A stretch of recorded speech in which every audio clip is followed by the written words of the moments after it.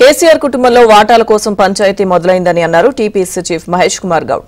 కవిత రాజాసింగ్ వ్యాఖ్యల్ని చూస్తే బీజేపీలో బీఆర్ఎస్ విలీనం తథ్యమన్నారు. కాళేశ్వరం విషయంలో నోటీసులు రాగానే శామీర్పేటలోని ఓ ఫామ్ హౌస్ లో హరీష్ రావుతో ఈటెల రాజేందర్ సమావేశమయ్యారని చెప్పారు. కవిత గారి మాటలు, రాజాసింగ్ గారి మాటలు ఇవన్నీ జత చేసి చూస్తే బీఆర్ఎస్ పార్టీ బీజేపీలో విలీనానికి ఎంతో దూరంలో లేదు. ఇలా కవిత గారి మాటలకి, కవిత గారు వేసే ప్రశ్నలకి కేటీఆర్ కానీ కేసీఆర్ కానీ జవాబు చెప్పలేని పరిస్థితి. కిషన్ రెడ్డి గారు మీకు దమ్ముందా రాజాసింగ్ చేసిన ప్రశ్నలకు జవాబు చెప్పేది? నోటీసులు రాగానే పాత చుట్టూకి గుర్తొస్తా ఉంది.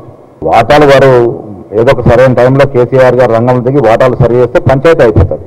మాకున్న సమాచారం వల్ల ఇది ఆస్తి తగాదా, ఆస్తిలో వాటాల పంపకం తగాదా అని మాత్రమే మాకున్న సమాచారం. ఇక్కడ రాసిన లేఖకు కాంగ్రెస్ పార్టీకి సంబంధమే లేదు. మునిగిపోయిన నావనా లేక ఇంకా తేలుతున్న నావనా? ఆ మునిగిపోయిన నావాలున్న వస్తువుల కోసం పోరాటం జరుగుతూ ఉంటే మాకేం సంబంధం?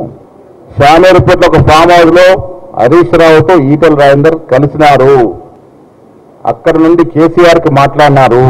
మాకు పక్కా సమాచారం ఉంది. ఈటెల గారు, హరీష్ రావు గారు, కేసీఆర్ మాట్లాడుకొని కాళేశ్వరం విషయంలో అందరం కూడబట్టుకుని బయటపడాలి, అందరం ఒకటే చెప్పాలి అలాంటి మాట మాట్లాడుకున్నట్టుగా అర్థమవుతా ఉంది.